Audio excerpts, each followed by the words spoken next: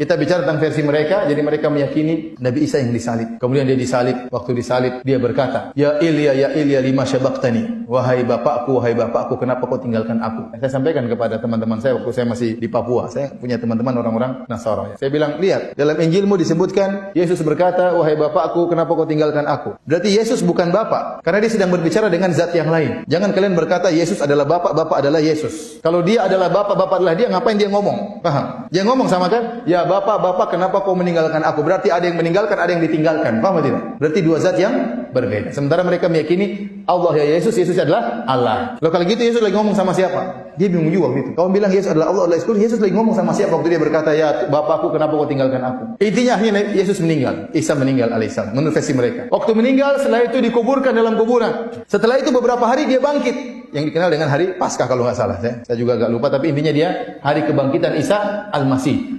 Mati, kemudian dia bangkit. Nah ini juga hal yang banyak membuat orang masuk Islam. Terutama di Arab Saudi. Banyak orang Filipina masuk Islam gara-gara satu pertanyaan. Pertanyaannya begini. Orang Nasrani tentang Isa ada 3 pendapat. Yang pertama, Isa adalah anak Allah. Yang kedua, Isa adalah Allah. Yang ketiga, Isa satu dari yang 3. Pertanyaannya, waktu Nabi Isa meninggal dunia, apakah Tuhan Bapa juga ikut meninggal dunia? Ini pertanyaan. Mereka bingung. Kalau mereka bilang Tuhan Bapa tidak meninggal, berarti Tuhan Bapa lain dengan Tuhan Anak. Berarti Isa bukan apa? Allah. Kalau Isa bukan Allah, selesai. Berarti Isa bukan Tuhan. Tapi kalau mereka bilang Tuhan Bapa juga ikut meninggal, repot. Iblis lagi berjaya waktu itu. Tuhannya mati semua. Saya ulangi, ya. Ini buat mereka banyak masuk Islam. Tanya sama mereka, waktu Nabi Isa meninggal dunia, dikubur, meninggal dunia. Kan meninggal? Iya, mereka bilang meninggal. Bangkit lagi. Waktu beliau meninggal, Tuhan Bapa ikut meninggal atau tidak? Tinggal mereka jawab. Kalau mereka bilang Tuhan Bapa tidak meninggal, berarti Yesus bukan Allah. Dan itu yang kita inginkan. Yesus lain, Allah lain. Tidak satu kesatuan. Satu tidak sama dengan 3, 3 tidak sama dengan 1. Kalau mereka bilang Tuhan Bapa juga ikut meninggal, musibah. Berarti iblis lagi berkuasa. Kalau meninggal siapa yang bangkitkan kalau begitu? Jangan-jangan iblis yang bangkitkan. Baik. Orang tua sangat sayang kepada anaknya atau tidak? Sangat sayang. Tuhan Bapa sayang kepada Tuhan Anak atau tidak? Saya tanya, Tuhan Bapa sayang sama Tuhan Anak atau tidak? Sayang, harusnya sayang. Allah Subhanahu wa taala, waktu Nabi Ibrahim mau menyembelih anaknya, Nabi Ibrahim ingin menyembelih siapa? Nabi Ismail.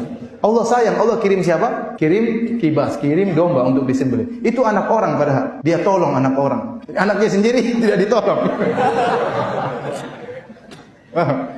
Anaknya Nabi Ibrahim anak orang bukan? Anak orang. Mau disembelih jadi atau tidak? Tidak jadi. Allah tolong, Allah kirim apa? Allah kirim kambing. Ini anaknya sendiri ditangkap, dia tidak tolong.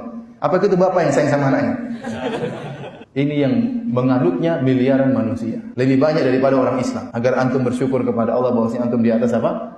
Hidayah. Yang meyakini ya seperti ini lebih pintar-pintar daripada antum. IQ-nya lebih hebat daripada antum. Lebih kaya-kaya daripada antum. Lebih cantik-cantik daripada anti-anti. Lebih ganteng-ganteng daripada antum. Lebih tinggi-tinggi daripada antum, lebih keren-keren daripada antum. Antum yang pas-pasan gini, alhamdulillah Islam.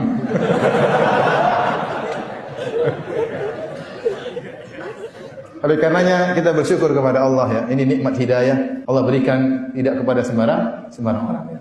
Kita mengatakan wahai orang-orang Nasara, masuklah Islam. Kalau Anda masuk Islam, Anda tidak melecehkan Nabi Isa. Ada suatu pernyataan yang indah, dia mengatakan seorang yang masuk Islam, dia berkata, "Narbah Muhammadan walam nakhsar Isa." Kami beruntung Nasrani masuk Islam, kami mendapat keuntungan dengan beriman dengan Nabi Muhammad dan kami tidak rugi dengan menghinakan Nabi Isa. Kenapa? Karena orang Islam, kalau Nasrani masuk Islam, dia memuliakan Nabi Muhammad, Nabi Isa dimuliakan enggak? Tetap dimuliakan. Tidak ada konsekuensi. Kalau kita beriman kepada Nabi Muhammad, kemudian Nabi Isa harus kita kafirkan, tidak ada konsekuensi tersebut. Itu konsekuensi yang tidak benar. Justru kalau kita beriman kepada Nabi Muhammad, kita muliakan Nabi Isa. Betapa banyak Nabi Isa dalam Al-Quran diagungkan dalam Al-Quran oleh Allah Subhanahu wa taala.